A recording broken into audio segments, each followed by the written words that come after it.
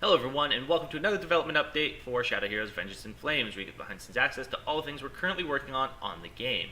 So yesterday was a pretty productive day. We did a complete overhaul of the way that the user interface for the equipment system is going to work. For anybody who's kind of interested in the back end, the way it's traditionally set up is kind of like CSS, cascading style sheets for the web, where you set up a style and say this button has this style, which includes things like a background and borders and margins and things like that. Now, we didn't want to do that all the time, so we set up a default style, but we wanted to also have the backgrounds dynamically allocated. So Alex figured out a way to actually do that, and now it's all working.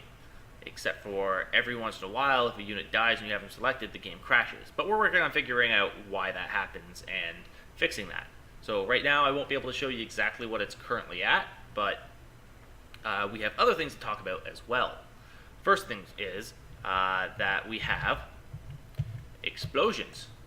Everybody has a big explosion, but everybody likes explosions, right? Can't have enough explosions. So this is going to be the explosion for the Paladin's particle effect.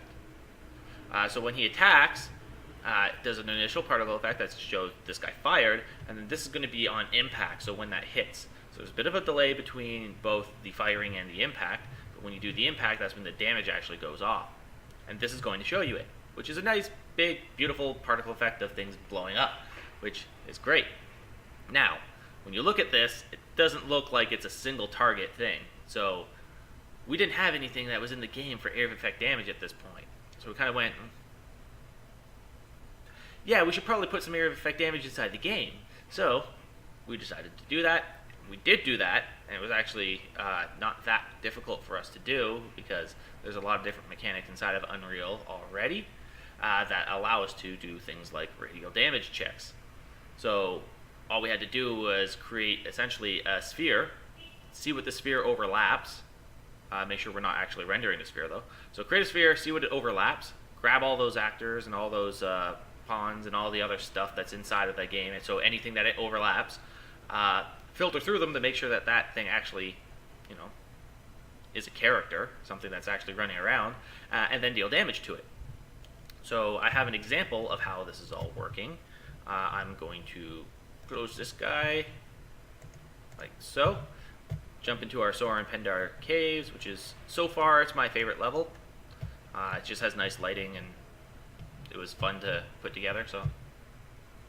We're going to do a quick play in, and now I'm going to, in just a moment, while I add the game. There we go. So now you can see the game.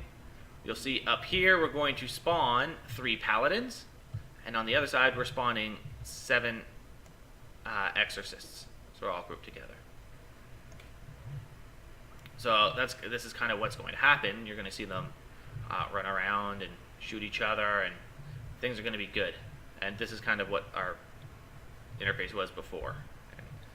And you'll see exactly what it's going to be like on Monday or Tuesday when we progress forward. So we start getting some explosions, and you see that we're hitting more than one person every single time, as long as they're grouped together. One thing that we didn't do was any kind of damage check, though. So we're not seeing whether or not the thing that you're hitting is friendly.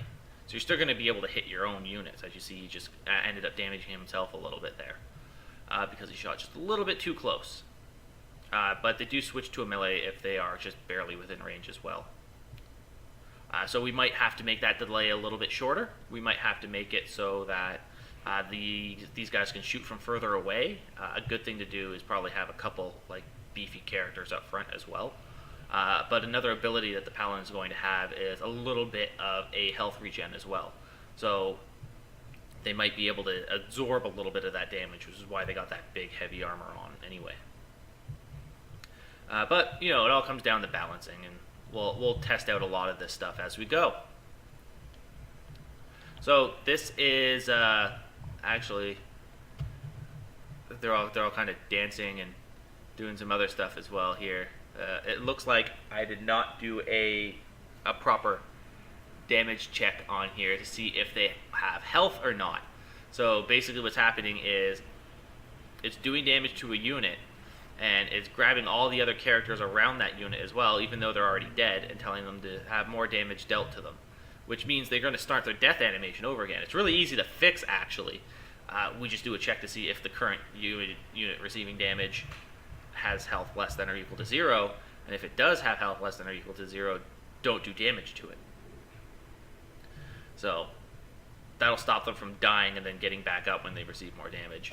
But it's pretty easy to do. So yeah, actually,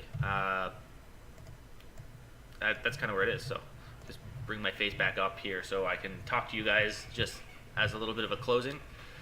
So this is our area of effect. You can see the particle effect inside the game. It looks nice, it's pretty, and things are happening, and there's lots of stuff going on, and explosions, and everybody likes explosions, right? Battle gets a lot more fierce at this point when there's explosions in it. So we got a couple little fixes to do here and there that we're just noticing now.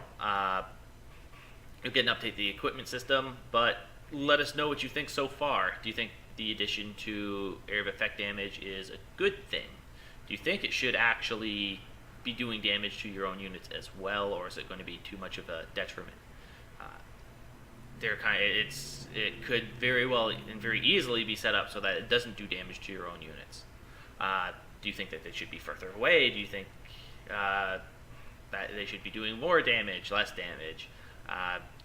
What's a proper balance? You guys can all kind of chime in and tell us what you think as well. We'll try our best to appease as many people as possible, as well as make sure that the balance is still inside the game, because you can't have anything be too overpowered just to begin with. And we'll kind of go from there. Leave a comment here on YouTube. Let us know what you think, as well as join us on our forums. We got a lot of stuff going on there. Just a little update as well in terms of the lore of the game and some of the background story. We have a lot of stuff going on with that right now. We have a big buildup of lore that we have here about all the different nations. Not all of which are going to be playable at first, but we have histories for nations that you won't actually be able to play at first. So they're going to be set up, and we have histories for them, and there's tons of stuff going on, and they interact with all the other nations. But to build on that as well, we're also doing the flash fictions, which are posted every day on our Facebook page. So come read those. They're little stories. They're just tiny things, and every day you get a different piece of the story for 5 days, and then one story is told over the course of Monday to Friday, and it's just literally like one short little paragraph. If you don't like getting little teaser bits, little pieces here and there, every Saturday the entire story for that week is posted in our forum under the Flash Fiction page, so you can come and read those as well, and leave a comment. Tell us what you thought about that story, and it'll all be good, and we can explain any questions you might have as well. So that's where we're standing right now. We still got the battle going on. It's kind of back and forth right now. I guess 7 Exorcists versus 3 Paladins is apparently a good match. 2, 4, 6, and so 700 in Exorcists and 600 in Paladins. So that's where we stand right now. And we're gonna kind of keep working away here. Get our Kickstarter video up as soon as possible. So in the meantime, have fun, and we hope to talk to you guys soon. Take care.